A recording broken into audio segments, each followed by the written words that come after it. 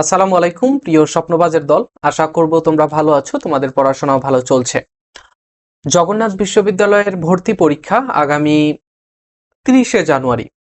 তো 30 তারিখে ভর্তি পরীক্ষা। এর মধ্যে আমার মনে হলো যে তোমাদের আহ, যে বিষয়গুলো একেবারে নিশ্চিত তোমরা কমন পাবে, যে বিষয়গুলো তোমাদের না জানালেই নয়, সেইগুলো নিয়ে তোমাদেরকে ধারাবাহিকভাবে ক্লাস দেওয়া। তো সেই ধারাবাহিকতা রক্ষা করার জন্য তোমরা জানো বেশিরভাগ সময় আমি তোমাদের ইনফরমেশন শেয়ার করি এবং তোমাদের যে সমস্যাগুলো হয় সেই সমস্যাগুলো সমাধান করার চেষ্টা করি। তো চাচ্ছিলাম যে তোমাদের সাথে আরো যে সমস্যা, এটাও তো সমস্যা তাই না? আজকের আলোচনা হচ্ছে আমাদের জগন্নাথ বিশ্ববিদ্যালয়ের বি ইউনিটে যেই 5 মার্কের প্যাসেজ আসবেই, অর্থাৎ 5 মার্ক আজকের এই ক্লাস থেকে। যদি এই ক্লাসের শেষ পর্যন্ত তুমি থাকো, ইনশাল্লাহ তোমাদেরকে আমি এতটুকু আশ্বাস দিতে পারি যে 5 মার্ক তুমি কাভার করতে পারবে যদি আমার ক্লাস অনুযায়ী তুমি পরীক্ষার হলে যে কাজগুলো আমি শিখিয়ে দেবো সেগুলো তুমি যদি শেষ করতে পারো ভালো মতো, তাহলে 5 মার্ক ইনশাল্লাহ কমন পাবে ইনশাল্লাহ। ওকে, দেখো এই সমস্যাগুলোই সমাধান করার, যেটাই বলছিলাম যে এটাও তো একটা সমস্যা, এই সমস্যাগুলো সমাধান করার জন্য তোমাদের সামনে উপস্থিত হওয়া। তো চলো আমরা ক্লাস শুরু করে দেই। দেখো আজকে আমরা আলোচনা করব জগন্নাথ বিশ্ববিদ্যালয়ের বি ইউনিটের ইংলিশের প্যাসেজে আসলে মেইনলি কি আসে সেই বিষয়গুলো নিয়ে আমরা সর্বপ্রথম আলোচনা করব যে প্যাসেজে কোন ধরনের প্রশ্ন আসে। দেখো আমরা অধিকাংশ আমরা কম্প্রিহেনশন সলভ করি, আমাদের বিভিন্ন বইয়ের শেষে দেখবে যে কম্প্রিহেনশন দেওয়া আছে, রিডিং কম্প্রিহেনশন।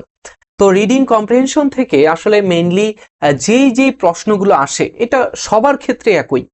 একটা ইউনিভার্সিটির আমি ইংলিশ ডিপার্টমেন্টের শিক্ষার্থী, যখন আমরা ফার্স্ট ইয়ারে ভর্তি হলাম তখনও কিন্তু আমাদের রিডিং স্কিল শেখানো হয়েছে। তো রিডিং স্কিলের মধ্যে যেই প্রশ্নগুলো আমাদের প্যাসেজ থেকে সলভ করতে হয় সেইগুলোই কিন্তু আমি এইখানে ইনক্লুড করেছি এবং এগুলো তোমরা ভর্তি পরীক্ষাতেও পাও, এইচএসসি প্রশ্ন সলভ করতে গেলেও পাও, এসএসসির ক্ষেত্রেও পাও। অর্থাৎ সিন প্যাসেজ থেকে যে প্রশ্নগুলো আসে মেইনলি সেইগুলোই কিন্তু আমাদের এখানে চলে আসে। ওকে, দেখো এখানে যেই ধরনের প্রশ্নগুলো আসে সেগুলো নিয়ে আমরা একটু কথা বলি। সর্বপ্রথম, ফাইন্ডিং সুইটেবল টাইটেল। আমি গত বছরের বি ইউনিট ডি ইউনিটের ভর্তি পরীক্ষার আগেও এই জিনিসগুলোই বলেছিলাম, তোমরা যারা ভিডিওটা দেখেছো তারা তো দেখেছই, এবং সেখানে তোমাদের এবং গত ভিডিওগুলোতে আমি তোমাদের সাজেশন দিয়েছি, আশা করব তোমরা সেগুলো দেখবে ইনশাল্লাহ। দেখো, ফাইন্ডিং সুইটেবল টাইটেল, প্যাসেজের সাথে সামঞ্জস্য একটা টাইটেল, সর্বাধিক সামঞ্জস্য একটা টাইটেল তোমাকে খুঁজে বের করতে হবে। টাইটেলটা কোথায়? তোমার এই যে দেখো আজকের ক্লাসে আমি কিন্তু এখানে রেখেছি, আজকের ক্লাসে কিন্তু আমরা সবশেষে একটা এই যে প্যাসেজ সলভ করব, ঠিক আছে? প্যাসেজ এটা জগন্নাথ বিশ্ববিদ্যালয়ে আসা একটা প্রশ্ন 17-18 শিক্ষাবর্ষে, সেটা আমরা সলভ করব। কিভাবে সলভ করব, কোন ওয়েতে সলভ করব সেটা তোমাদেরকে দেখাবো। এবং তোমরা জানো যে জগন্নাথ বিশ্ববিদ্যালয়ের এখন পর্যন্ত 4টা ইউনিটের ভর্তি পরীক্ষা হয়েছে। এই 4টা ইউনিটে অধিকাংশ প্রশ্নই দেখা যাচ্ছে বিগত বছরের প্রশ্ন হুবহু তুলে দিয়েছে এবং ওই নিয়মই ফলো করেছে। এবছর ভর্তি কমিটি হয়তো বেশি সময় পায় নাই, যার কারণে পূর্বের যত প্রশ্ন আছে সেগুলো উঠিয়ে দিয়েছে। আচ্ছা, দেখো সর্বপ্রথম যেই ধরনের প্রশ্ন আসে সেগুলো হচ্ছে আমাদের এই যে সুইটেবল টাইটেল বের করতে হবে। একটা প্যাসেজ দেওয়া থাকবে, সেই প্যাসেজের একটা টাইটেল তোমাকে দিতে হবে, এবং টাইটেল দেওয়া অর্থাৎ অপশনের মধ্যে টাইটেল থাকবে, সেখান থেকে সুইটেবল টাইটেল, সেই টাইটেল দিলে হবে না, সুইটেবল একটা টাইটেল তোমাকে খুঁজে বের করতে হবে। আচ্ছা, এরপরে যেই ধরনের প্রশ্ন আসে সেটা হচ্ছে সিনোনিম অ্যান্টোনিম। জগন্নাথ বিশ্ববিদ্যালয়ে বলো আর যেখানেই বলো না কেন, এই যে এটা শুধু জগন্নাথ বিশ্ববিদ্যালয় না, তোমরা গুচ্ছ এবং অন্যান্য বিশ্ববিদ্যালয়ের ভর্তি পরীক্ষার ক্ষেত্রেও এই জিনিসগুলোই পাবে। সামনে জগন্নাথ বিশ্ববিদ্যালয়, সেই জন্য আমার টাইটেল হয়ে গেছে জগন্নাথ বিশ্ববিদ্যালয়। আর জগন্নাথ বিশ্ববিদ্যালয় ব্যতীত অন্য বিশ্ববিদ্যালয়ের ভিডিও খুব আমি কম বানাই এবং ক্লাস খুব কম দিই। ওকে, সমার্থক ও বিপরীত শব্দ খুঁজে বের করতে হয়, এটা তোমরা জানো, সিনোনিম অ্যান্টোনিম বের করতে হয়। ফাইন্ডিং ইনফরমেশন, তথ্য খুঁজে বের করতে হয়। একটা ইনফরমেশন তোমাকে প্যাসেজ থেকে দেয়, সেই প্যাসেজ থেকে তোমাকে তথ্যটা অপশনের মধ্যে দেখতে হবে যে সেই তথ্যটা আছে কিনা।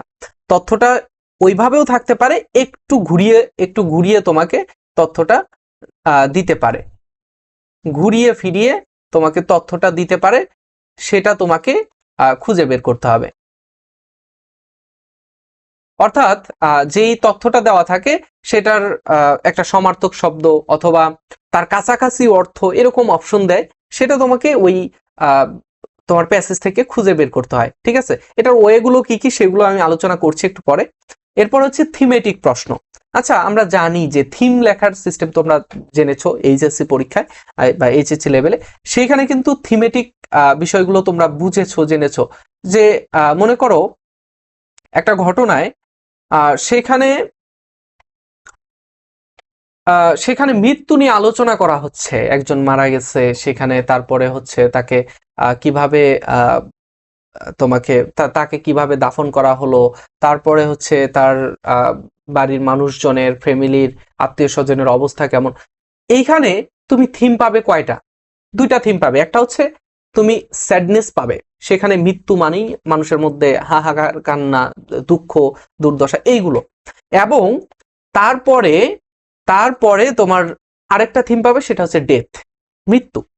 তো এই যে থিম আমি পেলাম, থিমটা কি জিনিস? আসলে ওইখান থেকে যেই বিষয়টা আমি পাচ্ছি সেটা হচ্ছে থিম।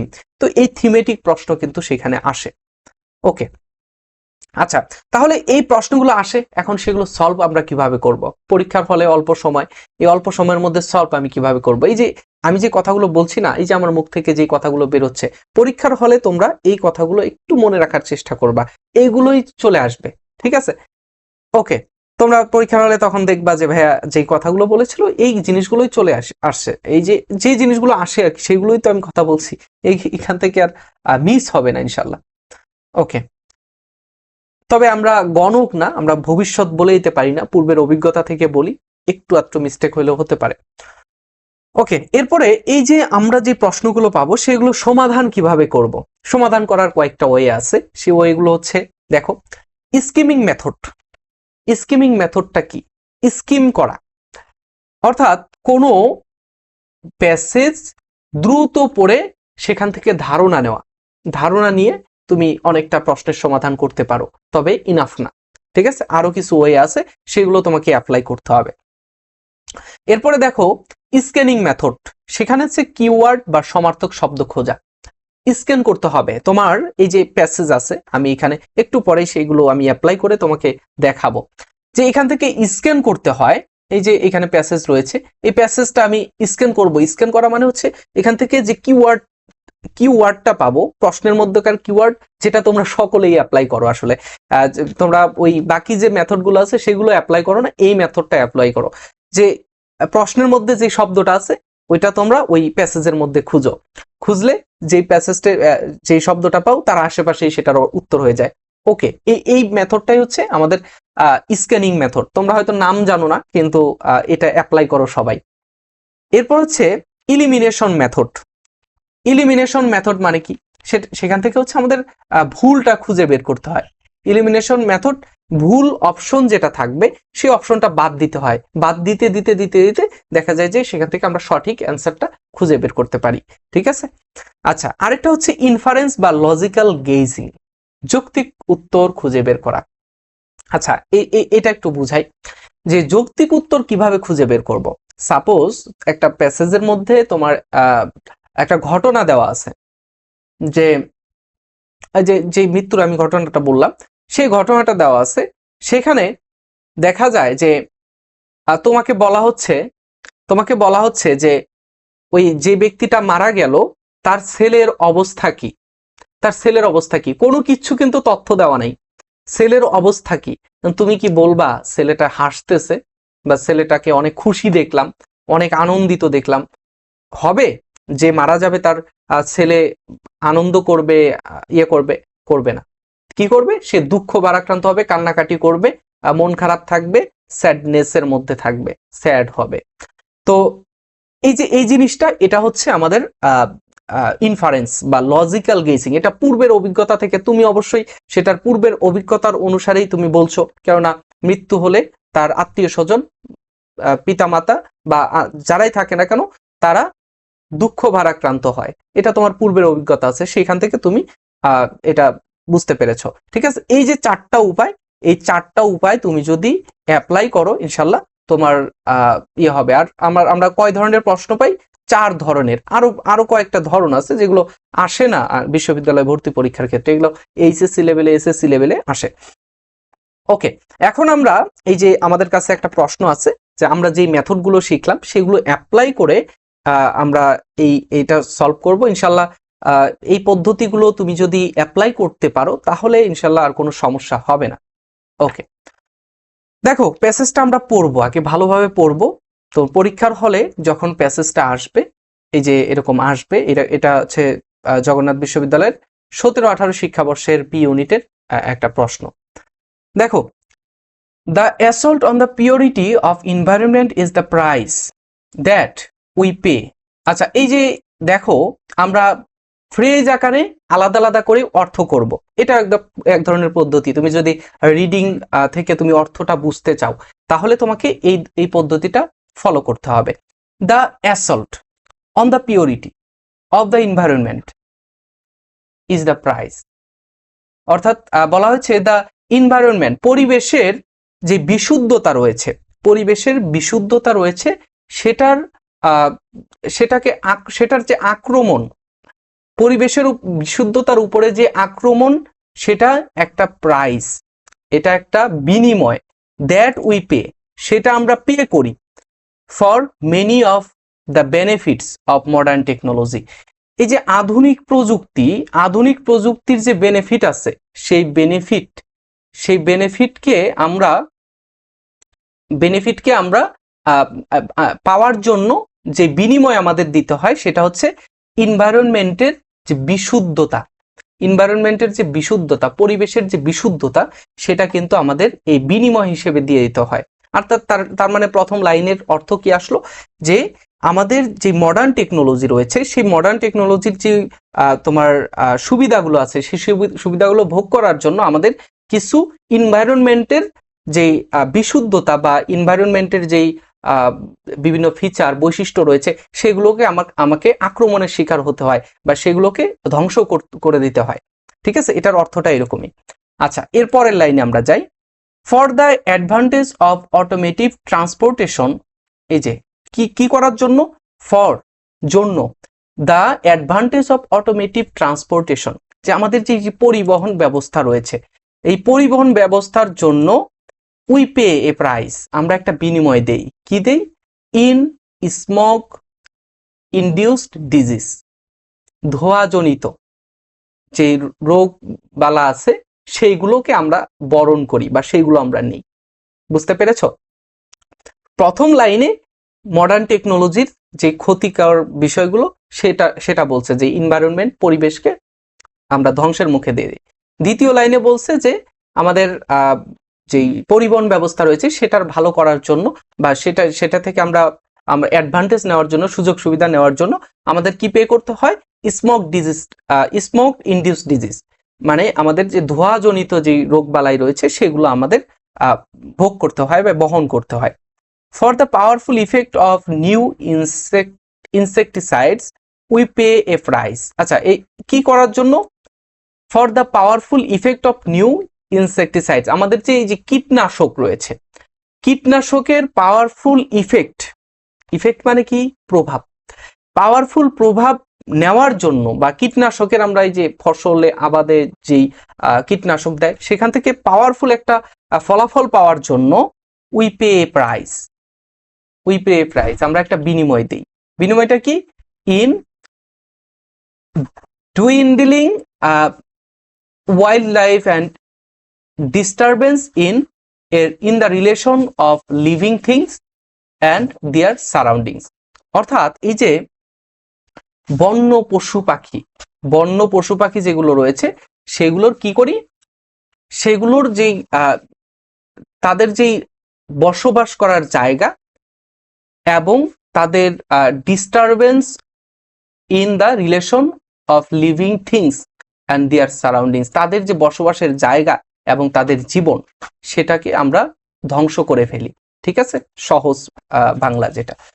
ফর নিউক্লিয়ার পাওয়ার, তেজস্ক্রিয় পাওয়ারের জন্য, উই রিস্ক, আমরা একটা রিস্কের মধ্যে থাকি। We risk the biological hazards in radiation, রেডিয়েশনের যেই আমাদের যে এখানে মারাত্মক একটা ঝুঁকি, সেই ঝুঁকিটা বায়োলজিক্যাল, এটা হচ্ছে তোমার এই যে বংশ পরম্পরায় যেই সমস্যাটা আসে, সেই এই যে বায়োলজিক্যাল সমস্যা, সেটা কিন্তু আমাদের এই তেজস্ক্রিয় পাওয়ারের জন্য। তোমরা এখন জানো যে ওই দ্বিতীয় বিশ্বযুদ্ধের সময় জাপানে যে হিরোশিমা নাগাসাকিতে যেই বোমা ফেলা হয়েছিল, সেটার তেজস্ক্রিয় পাওয়ারের কারণে এখনো বিকলাঙ্গ শিশু জন্মগ্রহণ করে সেখানে। ঠিক আছে, আচ্ছা। এরপরে by increasing agricultural production with fertilisers, এই যে সার ব্যবহার করার কারণে তোমার এই কৃষি আবাদের ক্ষেত্রে এই যে তোমার কীটনাশক ব্যবহার করে যেটা, সেটার জন্য উই ওয়ার্সেন ওয়াটার পলিউশন, আমরা পানি দূষিত করি। ঠিক আছে, এটা সহজভাবে তুমি এটা বোঝার চেষ্টা করবা। The benefits of technology can in fact lead to the long term harmful effects on life and living things. বলছে এই যে বেনিফিটস অফ টেকনোলজি, প্রথম লাইনে টেকনোলজি সম্পর্কে বলছে, শেষ লাইনে টেকনোলজি সম্পর্কে বললো, আর মাঝখানে কিছু কিছু জায়গায় আমরা কি কি বেনিফিট নেই, কি কি হারাই, সেগুলো বলছে। আচ্ছা, the benefit of technology can in effect lead to long term harmful effect on life and living things. বলছে যে আমরা আমাদের যে জীবন এবং আমাদের জীবনের বিভিন্ন ইফেক্ট একটা লং টার্ম, দীর্ঘ সময় ধরে আমরা হার্মফুল প্রভাবের মধ্যে থাকি এই যে এই টেকনোলজির সুবিধার জন্য। ঠিক আছে, আচ্ছা, প্যাসেজটা বুঝতে পারছো মোটামুটি। এরপরে আমরা প্রশ্নে যাব, প্রশ্ন থেকে আরো খুঁজে আরো ভালোভাবে আমরা বুঝতে পারবো। দেখো প্রশ্নের মধ্যে সর্বপ্রথম প্রশ্নটা কি বলছে, the widespread use of insecticides. এই যে ইনসেকটিসাইডস, আচ্ছা আমরা পদ্ধতি জানলাম কয়টা? পদ্ধতি জানলাম হচ্ছে চারটা পদ্ধতি জানছি না? ওকে, এই যে চারটা পদ্ধতির মধ্যে স্কিমিং, দ্রুত পড়ে ধারণা নেওয়া, আমরা দ্রুত পড়িনি, আস্তে আস্তে পড়েছি। আচ্ছা, স্ক্যানিং, কিওয়ার্ড খোঁজা। এখন এই দেখো এখানে প্রথম প্রশ্নের মধ্যে বলছে যে ওয়াইডস্প্রেড ইউজ অফ ইনসেকটিসাইডস। এই যে ইনসেকটিসাইডস, আমাদের একটা ওয়ার্ড আমরা পাইছি, এই যে দেখো এই যে এই লাইনের এইখানে ইনসেকটিসাইড আছে, তার মানে এর আশেপাশে আমাদের উত্তরটা হবে, তাই তো? আচ্ছা, এখানে আমাদের এই পদ্ধতি ব্যবহার করে আমরা সমাধান করতে পারি।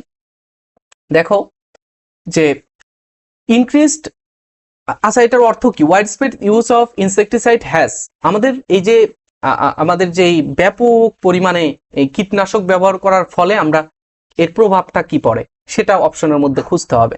দেখো অপশন আমাদের বি যদিও রয়েছে।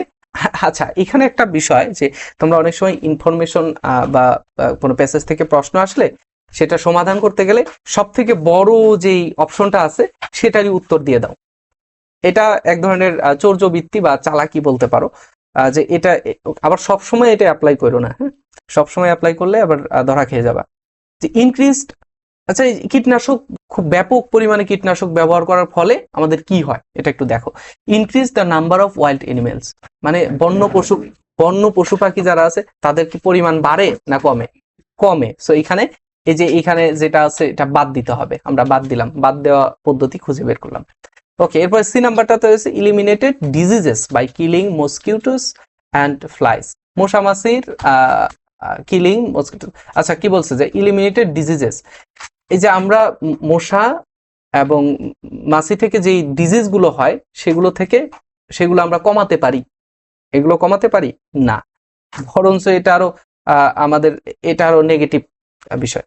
কজড নিউক্লিয়ার হ্যাজার্ডস, আচ্ছা এই যে কীটনাশক ব্যবহার করার ফলে কি আমার তেজস্ক্রিয় সমস্যাগুলো হয়? এখানে তেজস্ক্রিয় ঝুঁকির মধ্যে থাকি না, তেজস্ক্রিয় ঝুঁকির মধ্যে থাকি কিসের জন্য?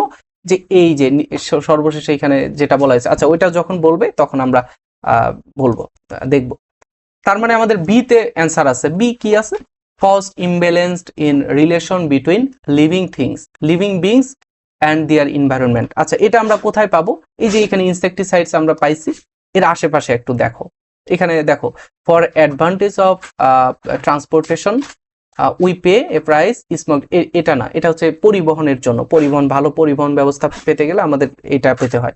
ওকে, for powerful effect of new insecticides, আচ্ছা আমাদের এই যে কীটনাশক, নতুন কীটনাশক ব্যবহার করার ফলে we pay dwindling wildlife and disturbance in the relation of living things and their surroundings. যেখানে স্পষ্টভাবে বলা হয়েছে যে বন্য পশু পাখি এবং তাদের যে বসবাস করার স্থান সেগুলো ধ্বংস হয়ে যায়। ওকে, তার মানে আমরা 1 নম্বরটা সমাধান করতে পেরেছি। 2 নম্বরটা দেখো একটু। দ্য প্যাসেজ এমফাসাইজেস, এমফাসাইজ শব্দের অর্থ হচ্ছে গুরুত্ব দেওয়া বা খুব বেশি আলোচনা করা। ঠিক আছে, the passage emphasises that modern technology কি করছে, ইজ অ্যান আনমিক্সড ব্লেসিং। এটা কি প্যাসেজের মধ্যে কোথাও বলা হয়েছে? মডার্ন টেকনোলজি সম্পর্কে 2টা লাইন বলা হয়েছে, একটা প্রথম লাইন, একটা হচ্ছে শেষ লাইন। আমি যখন করলাম যে এইখান থেকে এই পর্যন্ত একটা মডার্ন টেকনোলজি নিয়ে কথা বলছে, শেষের লাইনটাতে এইখান থেকে এই পর্যন্ত একটা মডার্ন টেকনোলজি নিয়ে কথা বলছে। সো এইখানে দেখো যে এখানে কিন্তু আনমিক্সড ব্লেসিং কোথাও বলা হয় নাই। দেখো এই যে প্যাসেজের মধ্যে দেখো যে এখানে কিন্তু মডার্ন টেকনোলজির যে খারাপ দিক সেটা কিন্তু বলা হয়েছে, এবং শেষে দ্য বেনিফিটস অফ টেকনোলজি, যে কতদিন থেকে সমস্যাটা হবে সেই বিষয়টা এখানে বলা হয়েছে। ওকে, এরপরে যে সো এখানে আনমিক্সড ব্লেসিং কিন্তু বলা হয় নাই। এরপরে বি নাম্বার অ্যান্সার, এটা কেন অ্যান্সার আমি বুঝাবো। সি নাম্বারটা কেন হবে না সেটা আমরা দেখি, আমরা বাদ দিই, অপশন বাদ দিয়ে সমাধান করি। Has produce powerful chemicals. আচ্ছা, বলা হয়েছে মডার্ন টেকনোলজি কি এখানে কেমিক্যাল, পাওয়ারফুল কেমিক্যাল তৈরি করে? এটা কোথাও আমরা পড়ি নাই। পাওয়ারফুল কেমিক্যাল, এখন আমরা স্ক্যানিং পদ্ধতি ব্যবহার করি, স্ক্যানিং আমরা কিওয়ার্ড খুঁজি, যেখানে পাওয়ারফুল কেমিক্যাল নাই। সমার্থক শব্দ কি আছে? সমার্থক শব্দ আমাদের ইনসেক্টিসাইডস, কীটনাশক আছে, ফার্টিলাইজার্স আছে, সেইগুলো কি এখানে মিলে কিনা আমরা একটু দেখি। এই যে ফার্টিলাইজার, ইনসেক্টিসাইডের কারণে আমাদের এখানে বন্য পশু পাখির সমস্যা হয় মেইনলি, আবার ফার্টিলাইজারের জন্য আমাদের ওয়াটার পলিউশন হয়।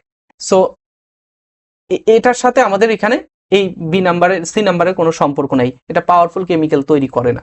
সো এটাও বাদ দিলাম। এরপরে ডি নাম্বারটাতে দেখো, হ্যাজ বেনিফিটেড, এটা হাইলি হবে। ওকে, এটা হাইলি ডেভেলপড নেশন। আচ্ছা, বলছে কি যে হ্যাজ বেনিফিটেড হাইলি, এটা এখানে বানান ভুল হয়েছে। আচ্ছা, has benefited highly developed nation, একটা উন্নয়নশীল জাতির জন্য এটা খারাপ কিছু।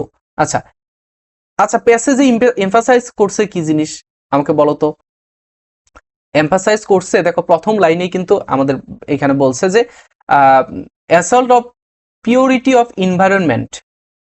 এনভায়রনমেন্ট, এই যে আমাদের পরিবেশ সেটা, এবং পুরো জুড়েই, প্যাসেজ জুড়েই কিন্তু জীবনের যে একটা ঝুঁকি, সেই ঝুঁকির কথা কিন্তু তুলে ধরা হয়েছে। সো এইখানে দেখো আমাদের অপশন বির মধ্যে কিন্তু এইটা খুব বেশি পরিমাণে আলোচনা করা হয়েছে, এবং যদিও এটা একটু আলোচনা করা হয়েছে এবং ডিরেক্টলি বলা হয়নি নেশন, একটা জাতি ধ্বংসের মুখে যাবে বা একটা উন্নয়নশীল জাতি ধ্বংসের মুখে যাবে, এটা নিয়ে কিন্তু কোথাও আলোচনা করা হয় নাই, কিন্তু লাইফ নিয়ে আলোচনা করছে, তার মানে জাতি নিয়ে আলোচনা হওয়ার কথা। সো আমার কথা অনেকে হয়তো বুঝতেছো না, যে লাইফ নিয়ে আলোচনা করছে, একটা লাইফ নিয়ে আলোচনা করছে, একটার মতো হাজারো লাইফ আছে, হাজারো লাইফ মিলে একটা জাতি হয়। সো এটা হবে না, ডি নাম্বারটা হবে না, অনেক দূরে। ঠিক আছে, যদি বি না থাকতো ডি হতো।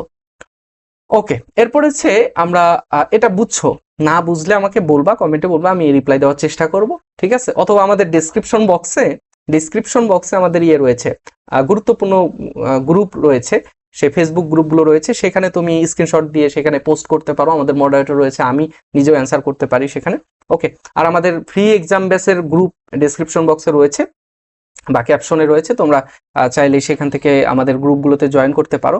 ঠিক আছে, আমাদের ফ্রি এক্সাম 10টা ফ্রি এক্সাম হচ্ছে, তোমরা বি ইউনিটের জন্য, ইংলিশ বাংলা বিভিন্ন পরীক্ষা হয়, তোমরা দিতে পারো। আর আমাদের পেইড ব্যাচ, যেটা আমাদের জগন্নাথ বিশ্ববিদ্যালয়ের বি ইউনিটের জন্য আমাদের পেইড ব্যাচ রয়েছে, সেই পেইড ব্যাচটা আমি একটু দেখানোর চেষ্টা করি, তোমরা মাঝখানে একটু বিরতি নাও।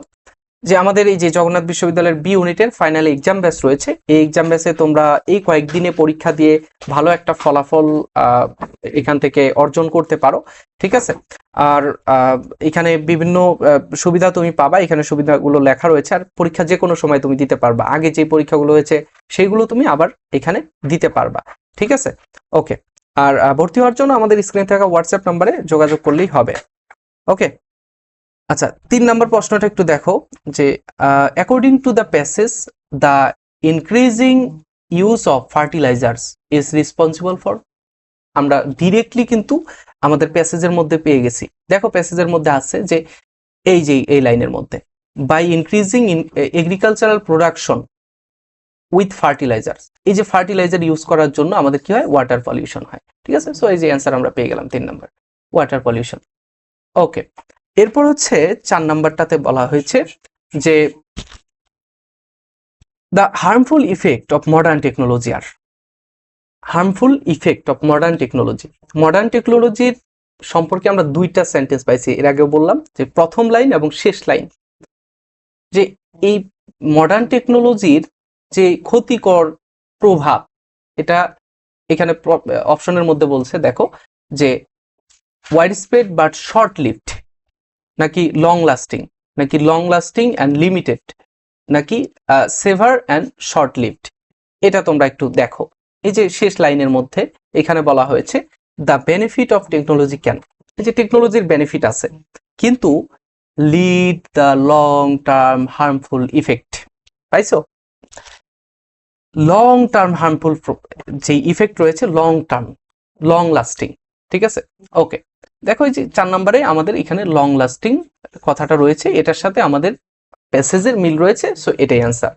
ওকে, এরপরে দেখো সর্বশেষ যেই ইয়েটা রয়েছে আমাদের, a suitable title for the passage. আমি বলছি না যে তোমাদের প্যাসেজে এই যে কোন ধরনের প্রশ্ন আসে, প্যাসেজের একটা টাইটেল, এই যে টাইটেল, হ্যাঁ, একটা টাইটেল তোমাকে খুঁজে বের করতে হবে, সুইটেবল একটা টাইটেল। সো এটা কিন্তু অলরেডি চলে আসছে।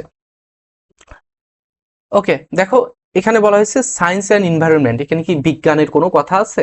নাই, ইনডিরেক্টলি আছে কিন্তু ডিরেক্টলি নেই। তার থেকে সুইটেবল একটা প্যাসেজ টাইটেল আমরা খোঁজার চেষ্টা করব।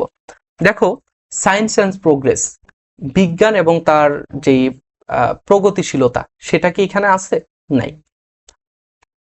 সায়েন্স অ্যান্ড পাওয়ার আছে, তার থেকে আরো ভালো আছে এখানে, দেখো সায়েন্স অ্যান্ড এনভায়রনমেন্টাল ডিগ্রেডেশন, বিজ্ঞান এবং যে পরিবেশগত অবক্ষয়, সে অবক্ষয়ের কথা এখানে বলা হয়েছে, ঠিক আছে।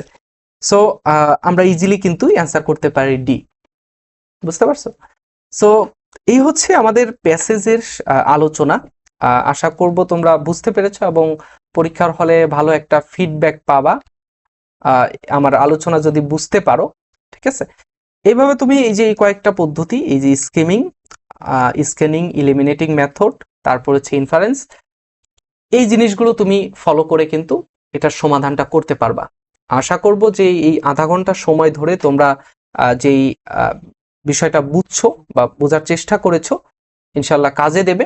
আর আমি যেটা বললাম যে তোমরা যারা আমাদের জগন্নাথ বিশ্ববিদ্যালয়ের বি ইউনিটের ফাইনাল এক্সাম ব্যাচে ভর্তি হতে চাও, অবশ্যই আমাদের এই এক্সাম ব্যাচে ভর্তি হবা। মাত্র 200 টাকা, 199 টাকা ফি, 1 টাকা তোমাদের জন্য রেখেছি চা খাওয়ার জন্য, ঠিক আছে। তো 199 টাকা দিয়ে তোমরা এই এক্সাম ব্যাচে ভর্তি হতে পারো। এই এক্সাম ব্যাচের পরীক্ষা আমরা শুরু করেছি গত পরশুদিন থেকে, আজকে 3 নাম্বার পরীক্ষা চলছে। তোমরা ভর্তি হওয়ার পরে আগের পরীক্ষাগুলো দিতে পারবা, ঠিক আছে। রুটিন অনুসারে আমরা সাজেশন দিচ্ছি, জগন্নাথ বিশ্ববিদ্যালয়ের যে বাংলা, ইংরেজি, তোমাদের জিকে বি ইউনিটের জন্য যে সাজেশনগুলো রয়েছে পিডিএফ আকারে, সেগুলো আমরা দিচ্ছি। সাজেশনমূলক টপিক, যে টপিকগুলো পড়তেই হবে, না পড়লেই নয়। তো তোমরা চাইলে কিন্তু ভর্তি হতে পারো। আর আমাদের এখানে এক্সাম ফোকাস প্রস্তুতির জন্য আমাদের এই এক্সাম ব্যাচটা, মোট আমাদের 10টা টপিক ভিত্তিক পরীক্ষা হবে এবং একটা চূড়ান্ত মডেল টেস্ট হবে, ঠিক আছে। তো আশা করব বুঝতে পেরেছো। নেক্সট ডে তোমাদের সাথে আরো গুরুত্বপূর্ণ বিষয়গুলো নিয়ে আলোচনা হবে। আর কোন কোন বিষয়ে তোমরা ভিডিও চাও, কোন কোন বিষয়ে সমস্যা রয়েছে, সেগুলো নিয়ে আলোচনা করব। কমেন্টে তোমরা জানিয়ে দাও। আর ভিডিওটা তোমাদের ফ্রেন্ডদের সাথে শেয়ার করবে, যাতে তারাও উপকৃত হয়, একই বিশ্ববিদ্যালয়ে তোমরা পড়াশোনা করতে পারো। তো আজকে এই পর্যন্তই, দেখা হচ্ছে পরবর্তী ভিডিওতে। আর সে পর্যন্ত ভালো থাকবে, সুস্থ থাকবে। আল্লাহ হাফেজ, আসসালামু আলাইকুম।